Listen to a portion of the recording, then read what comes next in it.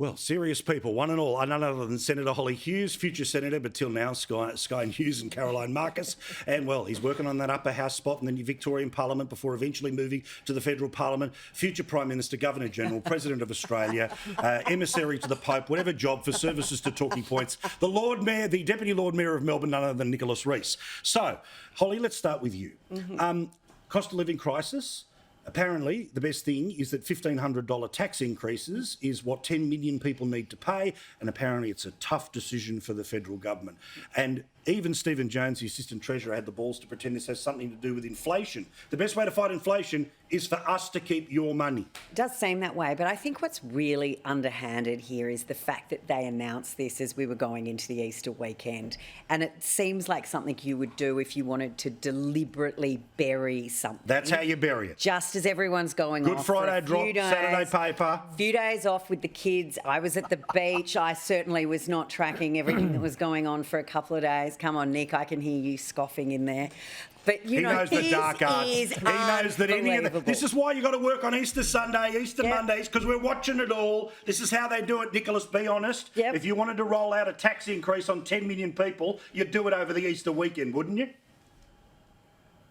Oh, look, there's no secret about this. I mean, let's not forget, Josh Frydenberg and Jim Chalmers both went to the last election saying that if either of them were elected, returned to government or new government elected, then this tax offset was going to be removed. And there was a pretty good reason for that. It's because Australia's government has racked up $1 trillion in debt and now have just purchased $368 billion in submarines, and it's got to be paid for somehow, and that's going to involve some sacrifice. But I'm sure the 11 submarine tax. But I love that, of course, they are wedded to every policy, every promise they made before the election. This government has kept every single word of it. And the Liberal Party, they were well and truly going to lock this in as well after the next election. Caroline, 10 million people are about to have a tax increase. The Press Gallery and one of its chiefs, doyens and people that will roll their eyes when I walk down the corridor come budget time is quoting, "Yes, Minister," quoting Oscar Wilde.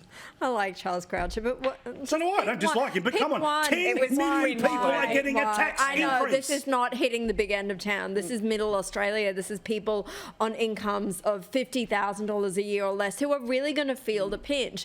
And what happened to these promises to ease cost of living for people? I mean, this is the equivalent of 2 Reserve Bank interest rate hikes. And look, we knew it was going to come. We knew in the budget that they weren't going to keep going with it, and you know both sides, both parties said that they were going to cut this. But then why do it now?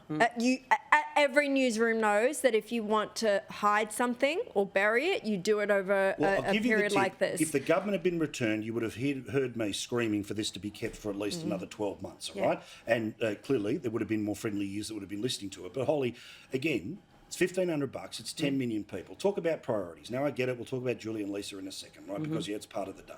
But when people actually wake up from their Easter break and they realise this is happening, they were sold a pup from everyone at the last election. But certainly this is a mistake. This shouldn't be happening. Well, and at the end of the line, it's going to save $11 billion. That's not really going to make much difference when you look at $125 billion of extra spending buy us a steering wheel on those submarines. Into the government. And what Labor don't seem to want to acknowledge is this is actually their second budget in May. They don't want to talk about their October budget. They still keep harping back to coalition governments. This is actually their budget now. They have a budget out there. They're having another one in May, and they have to own this. So it's cold comfort to those Australians who are going to be $1,500 off that this government, they can't even say the number $275 of what they were. Remember those ironclad promises again, but I thought every promise had to be absolutely delivered. Please, Nick, dig up. Well, can I put a dangerous idea out there? Because I actually agree with the panel that as far as tax breaks go or tax offsets go, this is a pretty good one. It's targeted to low income and middle income Australia, 10 million people who could use a helping hand.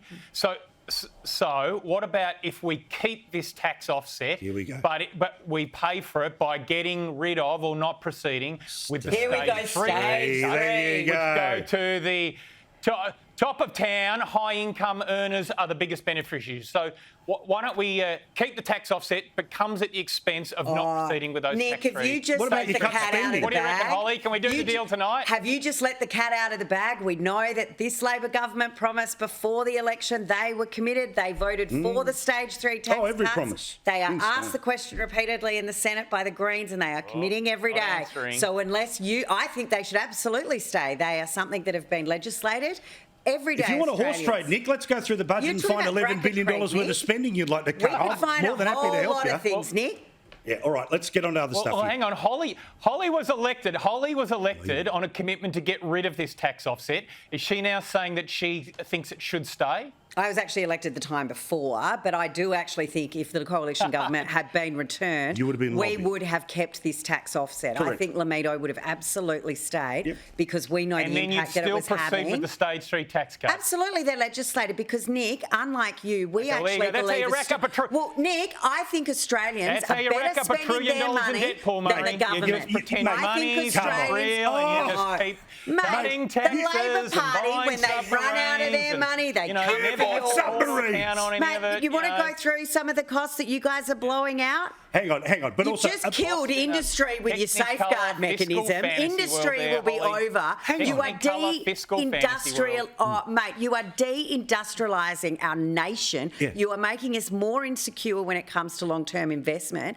And so, what are you doing? We don't make You're copy hitting paper anymore. Low and medium income earners, and you're hitting those income earners who are hitting higher tax breaks because of income increases, as we've seen with bracket creep. Nick, that's what happens. It's simplifying. But also, let's just be, let's be clear here about spending, right? The government is about to spend more money than it has ever spent in its history. Whole series of things. They don't have a revenue problem; they've got a spending problem. Again, if you think, and anyone in politics, even the people that advocated in both sides of the parliament, that a $1,500 tax increase is what 10 million people want because it's good for them, good luck. Anyway, surprise, surprise, they didn't talk much about it.